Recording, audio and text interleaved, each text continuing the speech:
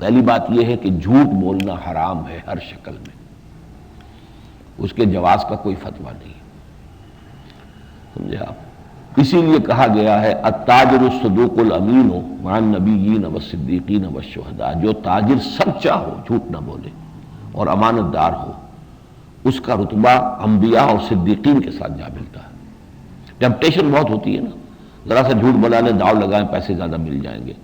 اس temptation کو جتنا آدمی ریزسٹ کرے گا اتنا ہی اس کا اجر و ثواب بڑھے گا۔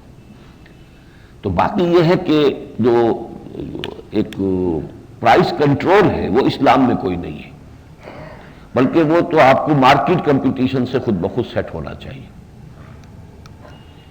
اگر تو کوئی چیز ہے جس میں مونوپلی ہے، کوئی ایک ہی پارٹی ہے وہ چیز بنا رہی ہے، اس پر تو کچھ کنٹرول کرنا پڑے گا، ورنہ تو وہ بہت منہ مانگے دام لے لیں گے۔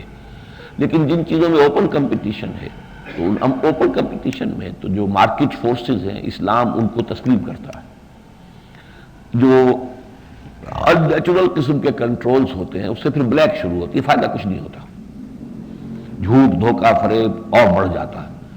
اس میں تو یہ کہ ٹھیک ہے آپ کی دکان ہے، کسی اور کی بھی دکان ہے، آدمی آ کے آپ کا بھی مال دیکھے گا، آپ کتنی قیمت پہ دے رہے ہیں، دوسرے کا دیکھے گا وہ کتنی قیمت پہ دے رہا ہے، he will choose it, that's all. بس یہ بتانا ہوگا۔ اگر آپ نے اپنے مال کا نقص نہیں بتایا تو پھر آپ حرام کھا رہے ہیں۔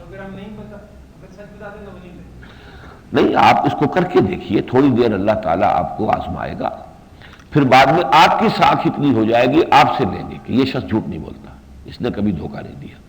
لیکن ایک انیشیل پیریڈ آف ٹیسٹنگ ہوگی جس میں کہ آپ کے اندر کتنی اس معاملے کے اندر پختگی ہے اس کو اللہ تعالیٰ ٹیسٹ کر لے گا۔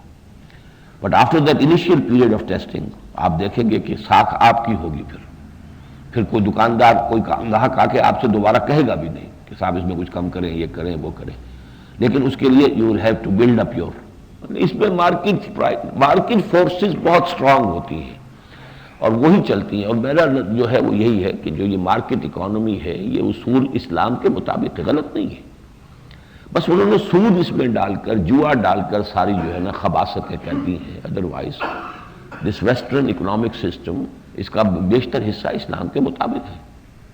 Higher and fire, demand and supply, personal incentive, competition ہوگا تو آپ کم منافع پر بیچیں گے کہ زیادہ بیچ لوں گا تو مجھے جو ہے وہ منافع ہو جائے گا، کمپنسیٹ ہو جائے گا، اور اسی طریقے سے آپ بہتر چیز پروڈیوس کریں گے تاکہ آپ کی چیز بکے۔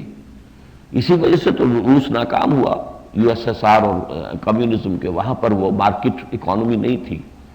اب ایک آدمی کام کرتا ہے، زیادہ کام کیوں کرے، اسے تو تنخواہ ملنی ہے نا، ملازم کو تو کام کرنے کا انسینٹیو نہیں ہوتا، مالک جو ہوتا ہے اسے یہ انسینٹیو ہوتا ہے میں زیادہ کام کروں گا تو زیادہ کمائی میری ہوگی پھر۔ تو اسی لیے ویسٹرن اکانومی کامیاب ہوئی ہے اور وہ ختم ہو گئے۔